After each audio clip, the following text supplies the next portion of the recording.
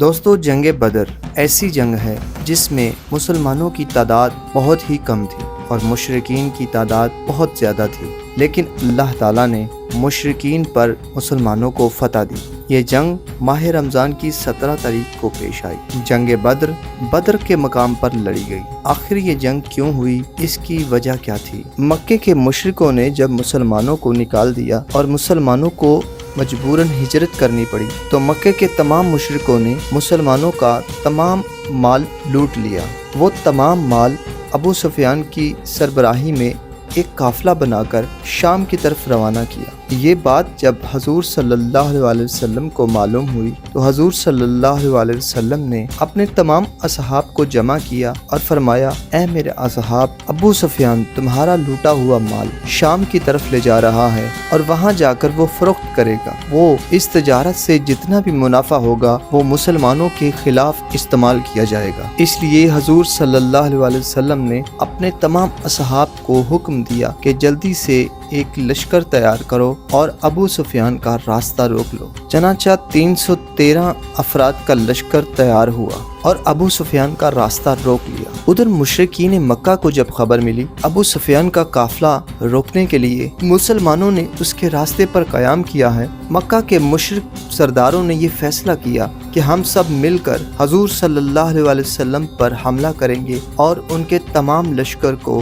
نیست و نابود کر دیں گے۔ مکہ کے سرداروں نے معلوم کیا کہ محمد صلی اللہ علیہ وسلم کی قافلے کی تعداد کتنی ہے۔ جب انہیں یہ معلوم ہوا کہ مسلمانوں کی تعداد 313 ہیں اور وہ بہت خوش ہوئے، پھر کہنے لگے کہ ہماری تعداد تو ان سے کہیں زیادہ ہے، ہم ان مسلمانوں کو زندہ نہیں چھوڑیں گے۔ مکے کے تمام بڑے مشرک سردار تیار ہو گئے جنگ کے لیے۔ دوستو مکے کے مشرکوں نے ابو سفیان کو خط لکھا کہ تم اپنا قافلہ روک دو اور ہمارے ساتھ آ کر مل جاؤ، لیکن ابو سفیان نے ان کی بات نہ مانی۔ ابو سفیان دوسرے راستے سے شام کی طرف روانہ ہو گیا۔ ادھر بدر کے مقام پر حضور صلی اللہ علیہ وسلم نے قیام کیا۔ آپ نے اصحاب کو حکم دیا کہ ایک بڑا سا حوض بنا لو جس میں پانی جمع کر لو۔ تمام اصحاب نے مل کر ایک بڑا سارا حوض بنا لیا جس میں پانی جمع کر لیا گیا۔ دوستو ادھر 1000 سے زائد مشرک لوہے کے لباس پہنے ہوئے، ہاتھوں میں جدید اسلحہ لیے ہوئے مسلمانوں کے ساتھ لڑنے کے لیے بدر کے مقام پر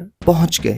دوستو حضور صلی اللہ علیہ وسلم نے 17 ماہ رمضان کی شب کو اللہ تعالیٰ سے دعا کی اور کہا، پروردگار عالم، یا اللہ یہ لشکر تیری راہ میں لڑنے آیا ہے، بے شک مسلمانوں کی تعداد بہت کم ہے، لیکن اگر تو ان کی مدد نہیں فرمائے گا تو پھر تیرا نام لینے والا کوئی نہ ہوگا۔ اے اللہ تو غیب سے ان کی مدد فرما جیسا کہ تو نے مدد کرنے کا وعدہ فرمایا ہے۔ تمام اصحاب بھی اپنے اپنے خیمے میں دعا کر رہے تھے اور اللہ سے التجا کر رہے تھے کہ یا اللہ ہمیں فتح عطا فرما۔ دوستو کفار کی تعداد بہت زیادہ تھی لیکن مسلمانوں کا جذبہ ایمانی بہت زیادہ بلند تھا۔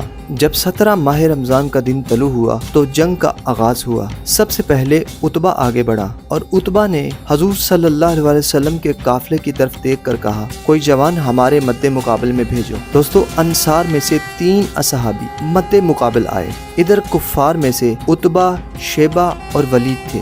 جب عتبہ نے دیکھا کہ 3 نوجوان ہمارے مد مقابل آئے ہیں تو اس نے پوچھا کہ تم لوگ کون ہو، اپنا تعارف کرواؤ۔ انہوں نے کہا، ہم تینوں بھائی ہیں اور ہم انصار میں سے ہیں۔ عتبہ نے کہا، نہیں، ہم تم سے نہیں لڑیں گے، ہم اپنے مد مقابل سے جنگ کریں گے، ہمارے مد مقابل کے لوگ بھیجو۔ حضور صلی اللہ علیہ وسلم نے خیمے سے اشارہ کیا کہ تم لوگ واپس آ جاؤ۔ وہ تینوں انصار واپس آ گئے۔ حضور صلی اللہ علیہ وسلم نے حضرت حمزہ جو کہ حضور صلی اللہ علیہ وسلم کے چچا تھے اور بہت زیادہ بہادر تھے، ان کو حکم دیا کہ آپ مد مقابل جاؤ، اور اس کے علاوہ امیر المومنین علی ابن ابی طالب علیہ السلام کو حکم دیا، علی آپ بھی مد مقابل جاؤ، اور تیسرے نمبر پہ حضرت عبیدہ کو حکم دیا۔ دوستو ولید کے مقابلے میں امیر المومنین علی ابن ابی طالب، عتبہ کے مقابلے پر حضرت حمزہ تھے اور شیبہ کے مقابلے پر حضرت عبیدہ تھے۔ دوستو جنگ شروع ہو گئی۔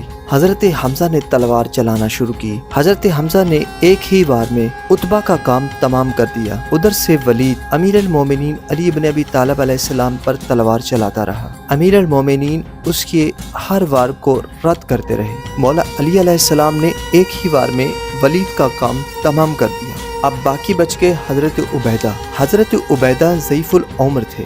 حضرت عبیدہ شیبہ کا مقابلہ کرتے رہے، لیکن شیبہ نے ایک خنجر حضرت عبیدہ کی پیٹھ پر مار دیا جس سے وہ زخمی ہو گئے، لیکن حضرت عبیدہ نے ہمت نہیں ہاری۔ حضرت عبیدہ نے ڈٹ کر مقابلہ کیا اور شیبہ کا کام تمام کر دیا۔ دوستو، اس کے بعد پھر جنگ کا آغاز ہوا۔ اس جنگ میں مکے کے بہت بڑے بڑے سردار مارے گئے، جیسا کہ ابو جہل اور امیہ ابن خلف۔ امیہ ابن خلف کو حضرت بلال نے واصل جہنم کیا۔ دوستو، بدر میں 14 صحابہ کرام شہید ہوئے۔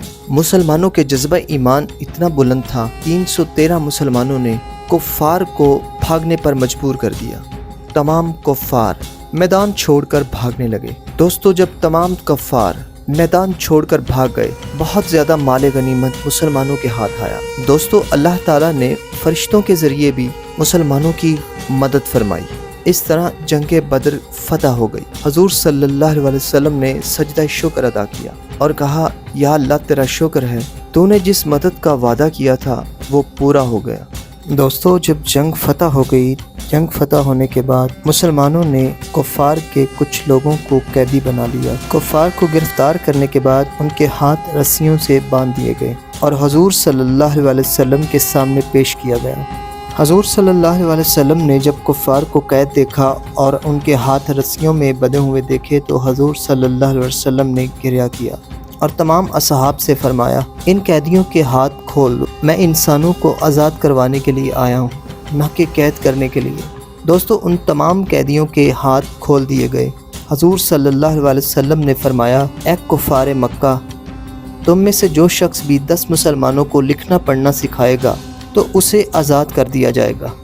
جو شخص بھی 10 مسلمانوں کو تعلیم دیتا تھا اسے آزاد کر دیا جاتا تھا۔ حضور صلی اللہ علیہ وسلم کی یہ سیرت دیکھ کر بہت سارے کافر ایمان لے آئے۔ حضور صلی اللہ علیہ وسلم رحمت للعالمین ہیں اور وہ عالمین کے لیے رحمت بن کر آئے ہیں۔ دوستو، حضور صلی اللہ علیہ وسلم کی سیرت پورے جہان کے لیے مشغل راہ ہے۔ آپ نے صرف نہ مسلمانوں بلکہ کافروں پر بھی رحم فرمایا۔ آپ کی رحم دلی اور آپ کے کردار کی وجہ سے بہت سارے کافروں نے کلمہ پڑھ لیا۔ دوستو، جنگ بدر کے بعد بھی بہت ساری جنگیں پیش آئیں، لیکن جنگ بدر جیسی کوئی مثال نہیں ملتی، کیونکہ جنگ بدر میں مسلمانوں کی تعداد سب سے کم تھی، لیکن مسلمانوں کا جذبہ اس قدر بلند تھا کہ اس کی کوئی مثال نہیں ملتی۔ مسلمان یکجا ہو کر لڑے اور قوت ایمانی اس قدر سرشار تھی کہ اس کی مثال پھر کوئی نہیں ملتی۔ اس جنگ سے ہمیں یہ سبق ملتا ہے کہ کافر چاہے تعداد میں بہت زیادہ ہی کیوں نہ ہو، لیکن اگر مسلمان کا جذبہ ایمانی پختہ ہو، پھر کافر جتنا مرضی طاقتور ہو، مسلمان کے آگے ٹھہر نہیں سکتا۔ دوستو، اگر ویڈیو پسند آئے تو اسے لائک اور شیئر ضرور کر دیا کریں۔